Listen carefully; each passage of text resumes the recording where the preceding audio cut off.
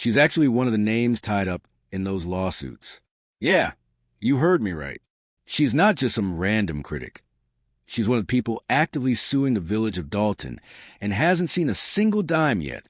And now, out of nowhere, she pops up saying, I don't really know about y'all buying this house. Some of us are still waiting on money. Oh, really? Now it's suddenly an issue?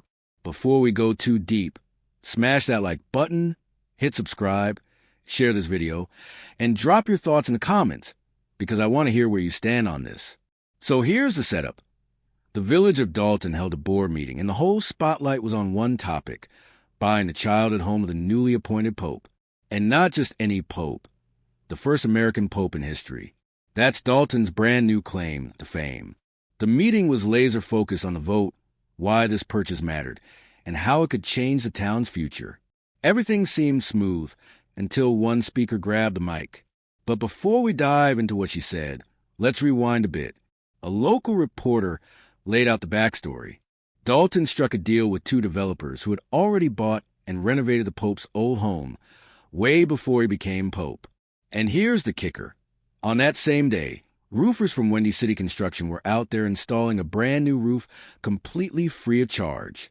They volunteered their time and money to make it happen. But even with that blessing, the village board still plans to vote on the purchase, and they're keeping the final price sealed until next week. All we know is it'll be way higher than the $199,000 the developers first asked, but still shy of the $1 million auction price they once dreamed of. Now, don't forget, there was already a legal fight brewing. The village had even threatened to seize the property through eminent domain, and that raised a lot of eyebrows. Like, seriously? Eminent domain? For this? Why not just designate it a historic landmark, like every other city does? Normally, you mark it historic. It's protected from demolition, but the owner still keeps it. That's the usual route. So, why was the village ready to snatch it? The developers swore the whole move wasn't even legal, which makes this new deal feel like a middle ground. Avoid court, lock in a semi-reasonable price, and let Dolton officially buy the house. And here's the wild part. Tourists are already rolling through. Even during the meeting, people were showing up just to snap pictures. This is a home where the Pope grew up with his family in the 60s and 70s, and Dolton's plan now? Turn the whole block into a historic district. Then came the real moment. A woman stepped up to the mic, and she wasn't here for the parade. At first, she tried to sound polished, but you could hear the nerves. She rambled about local issues, random stories, meeting folks around town, then suddenly veered into talk about banks, foreclosures, and whether the Pope's house would even generate revenue. Then she flipped again, pressing on how this purchase helps taxpayers. And of course, she slid in a quick jab about unresolved lawsuits. Her delivery was shaky. Her train of thought was scattered. But through the mess, the real truth started to peek out. She kept insisting she was just asking questions, just trying to get clarity on how this deal benefits homeowners. But come on, we all knew what was really happening. The answer to her question is obvious. Tourism. That's the point. That's the whole business model. Think about it. Disneyland exists so people can take selfies with a fake castle, then drop thousands on merch and churros. Same energy here. People show up to see the Pope's house. Money flows. Businesses boom, and the village finally breathes. But she was pretending not to see the bigger picture. And then boom! She finally admitted it. She's one of the people suing the village. She still hasn't been paid. And just like that, she's against the deal, saying, I don't think this is a good idea. Y'all still folks like me. Ah, now it clicks. That's why she's here. This wasn't about community concern. It was about her check. Straight up conflict of interest vibes. Picture this.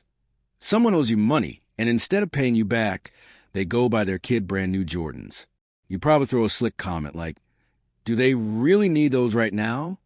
But deep down, you just want your $20. That's what this is. She says it's not personal, but baby, it's personal. She was acting like she's worried about village spending. But everybody could see she was bitter about not getting paid. And honestly, it showed. Her voice cracked, her senses fell apart, and at one point she even stumbled saying, Hi, I'm coming one of them. Like what? Sis, you meant to say, I'm one of the people suing, but your nerves hijack your mouth. That's what happens when you stand up trying to call out others while you're tangled in the same mess yourself. At the end of the day, you can't get up there and pretend you care about taxpayer dollars when the real agenda is securing your own payout. That's not public service. That's not leadership. That's self-interest. The bigger picture here is clear. If Dolton cleans up the block, invests in development, adds businesses, maybe even a boutique hotel, this could become a legit tourist destination. Visitors show up, cash flows in, and the local economy finally gets a lifeline. They've already bought another house on the block to start renovations. This isn't just about one property anymore. It's about vision, legacy, and momentum. But of course, some folks don't want that. They'd rather see the neighborhood stay broken so people like Cassie can keep making TikToks of boarded-up houses and cracked sidewalks. That's the real play. Keep the chaos alive so nobody has to fix anything. And right on cue, this lady drags her lawsuit into the mix. She says she tried to settle because her case is about to hit the 33 mark. Claims it took so much for her to even show up. Oh, really? Took a lot? Or did you just want to stall progress until you get your $40? Because that's what it feels like. That's the energy. She doesn't want growth. She wants her bag.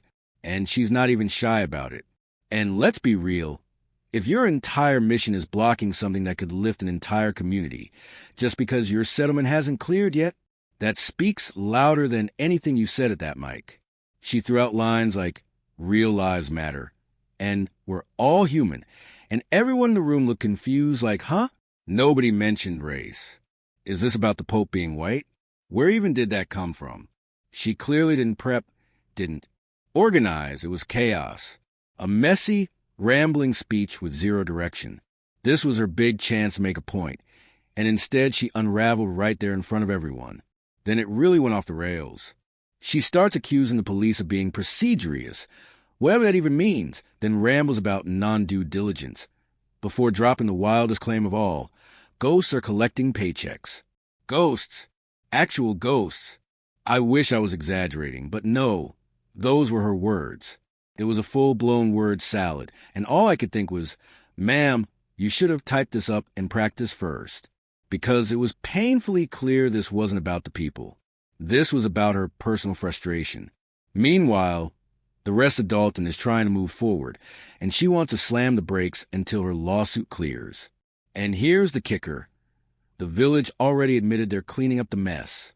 The real problem was Tiffany. She had everything so backwards that nobody even knew who was supposed to be paid. She was out here making empty promises and placing people in positions they never agreed to. Now that she's gone, the new administration is finally sorting it out. So for this lady to waltz in and try to derail progress over a payout, that's not leadership. That's entitlement. And you could see it plain as day. Her nerves were exposing her. It was like her brain and her mouth weren't even synced up. At one point, she literally said, "I'm coming for my receipts." Ma'am, no, you don't come for receipts. You bring receipts. That's how it works.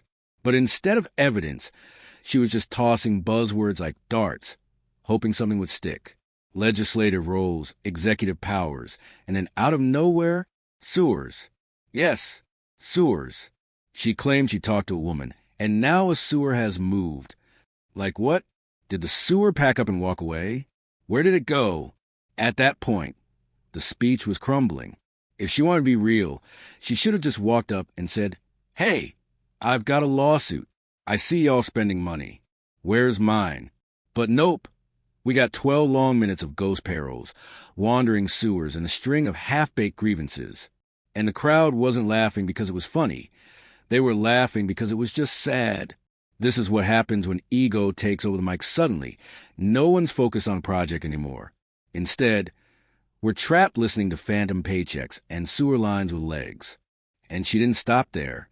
She pivoted into more random complaints, saying the village needs money for printing flyers, when the actual issue is residents just need to move their cars, so the street sweeper can do its job. Then she dragged in the fire department, asking for fans. After that, leash laws. But instead of making a clear point, she said she doesn't want to tell people she wants to kick their dogs. Like what? Who even says that? And then her mic drop moment, the big finale. After 12 minutes of chaos, her closing line was just, "Come on now." That's it. 12 minutes of unfiltered confusion. And the closer was, "Come on now." It was giving, "I forgot my point halfway through." Thank God the trustees didn't fall for it. She walked in with that classic crab-in-a-barrel mindset. If I can't have it, nobody else should. That toxic energy that keeps towns stuck, keeps communities from growing, keeps everything in limbo until the loudest complainer gets paid. But Dolton didn't cave. The vote moved forward, and right after, Mayor Jason House made it official. He announced the board made the right call, not just for optics, but for taxpayers, for legacy, and for the future of the village. And he's right. It was a smart move. And the best part? The village isn't even dropping the full payment all at once. They struck a financing deal with Wintrust Bank, basically like a mortgage. The bank covers the purchase, and Dolton pays it down over time. That's strategy. And they're not stopping there. They've already got plans to buy and restore another rundown home on the same block, all part of building a historic district to honor the Pope's roots. Because here's the truth. They know people from around the world will come to see that house. That's not just pride. That's economics. Reporting live from Dolton, Dane Placco confirmed it. This was the right move. And honestly, thank God.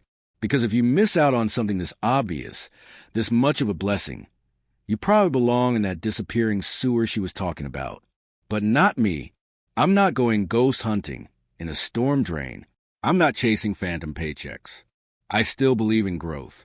I still believe in progress. And you know what? Mama believes in you. Mama loves you. Peace.